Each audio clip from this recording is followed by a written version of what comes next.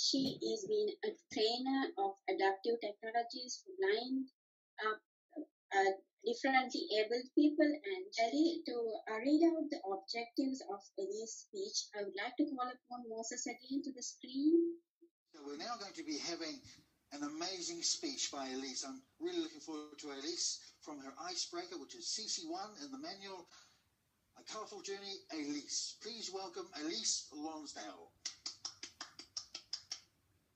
Hi, I'm Elise Lonsdale, and this is my Colourful Journey.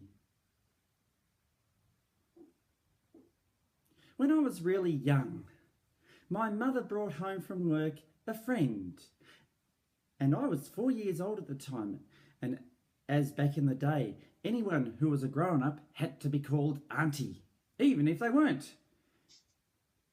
So I finally met Auntie Narissa. Now, Auntie Narissa was like me. She was vision impaired, and I have less than 10% vision and less than 30 degrees peripheral vision. And this wonderful lady turned up, and we played with colours right back then. She liked colours and I liked colours. I strictly remember sitting in the middle of the living room floor with some pots and pan lids that I'd pinched from my mum's kitchen cupboard, and the light came in through the living room window and reflected off them and onto the ceiling. My new auntie was fascinated, and it gave me incentive to keep going, and to keep going into a life of colour and wonder. In adult life, after a couple of career changes, I became a web developer. Yes, ladies and gentlemen, I was a web developer in a graphical world with a legal blindness of vision disability. Why? Well, simply because the dream takers, the people who said you can't, the naysayers, must have had the day off. So as there was nobody to discourage me, off I went. And I built websites that were accessible to the blind and colourful to the sighted.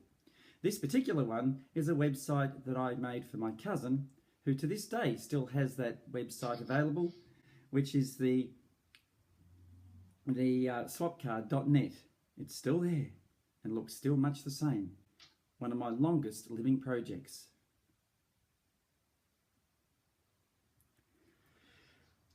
When I was doing my education training to become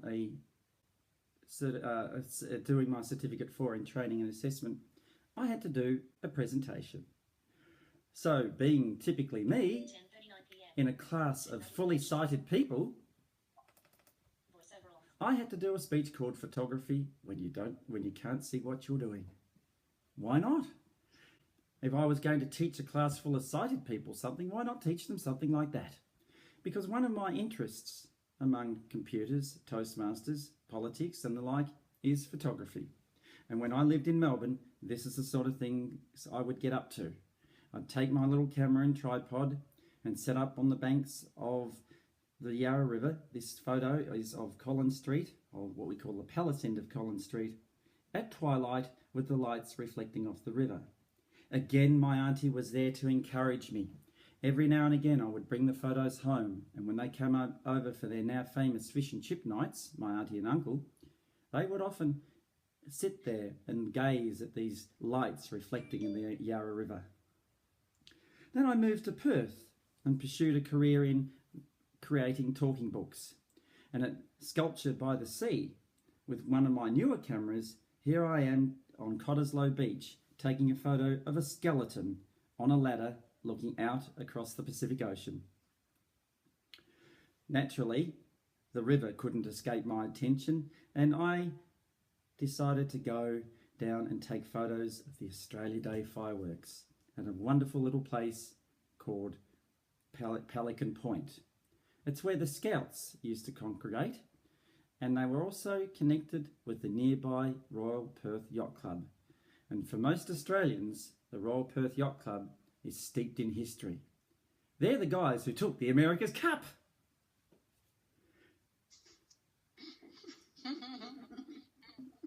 Yes, any Americans on channel tonight? Perth is known as the City of Lights. And this is a photo of Perth from the southern bank of the river, and it's known as such because in the early 1960s, the first American astronaut to orbit the Earth, John Glenn, flew over Perth, and that night they switched on their lights for him to see. And since that time, even though we have more sophisticated lights and prettier colours, Perth is still known as the City of Lights. But all that changed in 2014 when I gave that up for this. Cold, bleak, dark. Palmerston North as the fog rolls across the square. Life's not that bad when it's summer, because at least I can go back into the square and take photos of what's often referred to as the City of Roses. Palmerston North is a provincial town in the lower North Island of New Zealand.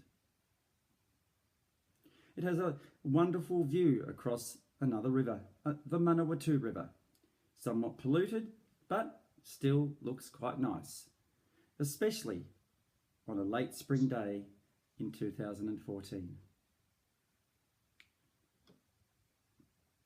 Dark. We all need friends. And at that time I felt very lonely because I looked towards the few friends I had for support.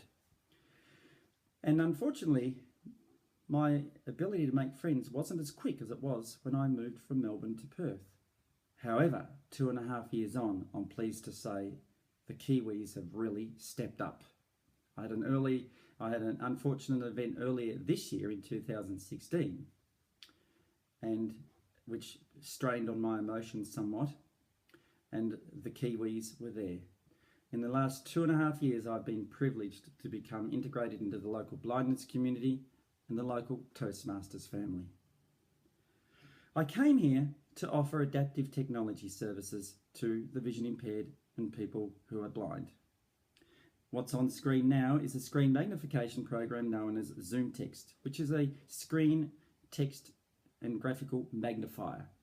And as you can see, that's just a standard window running on a Windows machine with a larger mouse and larger text. And that enables people with low vision to see the screen easier. My job enables me to play with iPhones. Gadgets! Don't we love our gadgets? And here's me using a program called Money Reader that verbalizes and speaks the denominations of the banknotes that are in front of it. Euros, US dollars, British pounds, Japanese yen, Australian dollars, and New Zealand dollars, just to name a few.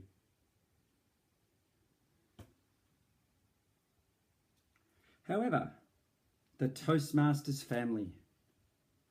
I joined Toastmasters in New Zealand.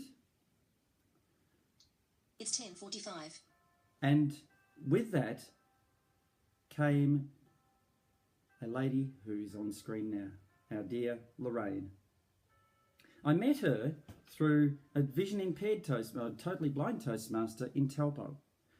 This lady needed a place to stay for the night, and Tony asked me whether her friend Lorraine might be allowed to stay as she shopped around for universities for her school-aged daughter.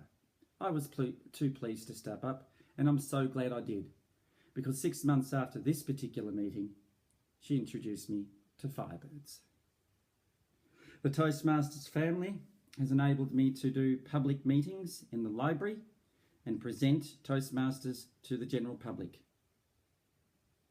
Ladies and gentlemen, I'm pleased to be in New Zealand. It has been a colourful journey with the photography, the adaptive technology, my 2 moves from Melbourne to Perth and to Perth to Aotearoa. Ladies and gentlemen, that's me, Madam Toastmaster.